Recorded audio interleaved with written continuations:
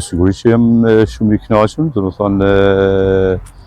kishte ditë e javë që punojshim për këtë ditë, domethënë edhe u realizua një takim mjaft I rëndësishëm për Basanin dhe jo vetëm për Basanin, por për këtë zonën e Bushatit, në cilën u konkretizuan shumë pika të cilat kishim diskutuar. Dhe besojmë se shumë shpejt këto gjëra do të konkretizohen edhe me investime në terren, domethënë edhe kjo besoj se është një ditë e bukur për sportin e zonës dhe jo vetëm. Pati shumë diskutime për disa terrene sportive, por epiqendra ishte kjo fushë ku jemi në këtë momente, fusha ku luan Basanja, e cila ka nevojë emergjente për ndërhyrje sepse nis shumë shpejt kampionati I kategorisë së dytë dhe Basanja ka pretendimet e saj për të qenë një skuadër ndryshe si vjet. Kjo ka qenë edhe arsyeja që kemi punuar më herët në kohë që të shfrytëzojmë periudhën e pushimit ndërmjet kampionateve dhe të bëhet investimi I duhur në terrenin e lojës, sepse realisht ishte shumë e nevojshme për vetë ngarkesën që ka fusha dhe besojmë se do të konkretizohet diçka shumë e bukur, domethënë edhe unë mendoj që Bushati dhe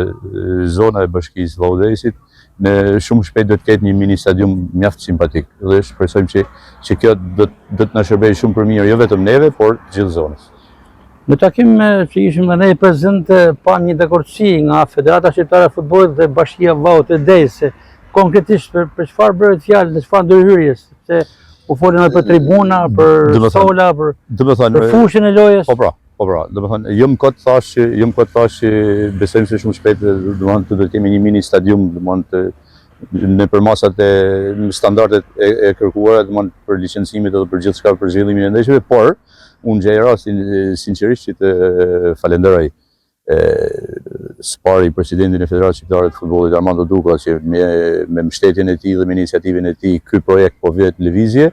Po ashtu dhe zëvendës presidentin e Federatës Shqiptare të Futbollit Arben Dervishi, I cili është e dyta herë që vjen në fushën tonë për të vënë jetë këtë projekt. Po ashtu falenderoj shumë edhe kryetarin e bashkisë Vaudejs Kristian Shkrelin, I cili realisht është shumë I përkushtuar që ky projekt ecin dhe besojmë se do të realizohet shumë shpejt. Ndihmë të madhe në këtë aspekt ka dhënë edhe presidenti I shoqatës rajonale të futbollit Shkodër, zoti Lazar Matia, që ka bërë pjesën e nxitësit për këtë projekt dhe besojmë që është një gjë e bukur, u fol për terrenin, për një fushë me barë sintetik, u fol për akomodimin, për mundësinë e akomodimit të tifozëve, të cilët realisht janë të shumët që na mbështesin, por deri tani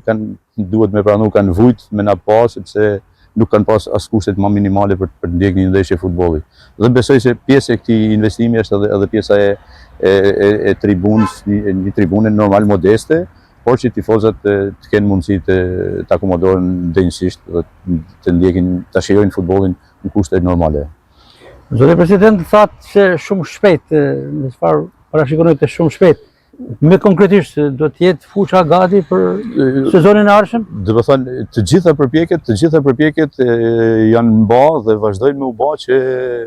fusha të jetë gati për sezonin e ardhshëm. Besoj se jemi në fazën e mbylljes procedurave dhe besoj se jo shumë vonë do të fillojnë punimet të cilat të zgjasin rreth afërsisht 60 ditë dhe kështu që besoj se në fillimin e sezonit të ardhshëm fusha do të jetë gati e kompletuar me gjithçka thamë më lart. Fusha, infrastruktura është njëra anë shumë e rëndësishme, po me skuadrën çfarë po bëhet? Ka ndonjë lëvizje në organizimin, formatimin e ekipit? Kam qenë I fokusuar te pjesa e infrastrukturës, domethënë edhe duhet me pranu këtë pjesë që domethënë ky investim do të ishte ai çelësi që pas këtij investimi atëherë do të vendosim edhe pikat e formatimit të skuadrës, sepse ka qenë pikë kryesore pjesa e infrastrukturës, sepse normalisht me kushtet aktuale, domethënë me fushën që kemi, me përmasat që ka dhe me kushtet që ofron, ne edhe sikur të arrinim të dilnin në kategori të parë, nuk do të kishim terren ku të zhvillonim ndeshjet. Prandaj ka qenë shumë e rëndësishme për ne investimi në terrenin sportiv që të plotësojnë gjitha kriteret dhe pas këtij investimi do të organizojmë atë skuadër që pretendojmë me objektivat për të dalë në kategorinë e parë dhe pastaj edhe duke pas edhe terrenin, besoj se është një motiv i mirë që ka dalim. Urojmë dhe shpresojmë që edhe terreni edhe skuadra të jetë okej në mënyrën më të mirë dhe sukses e Basanjës. Faleminderit për urimin, faleminderit edhe për mbështetjen tuaj, do të thënë media në përgjithësi, ju personalisht dhe sinqerisht Basanja në përgjithësi që në ditën e parë që është kriju ka përçu, por edhe ka marrë një frymë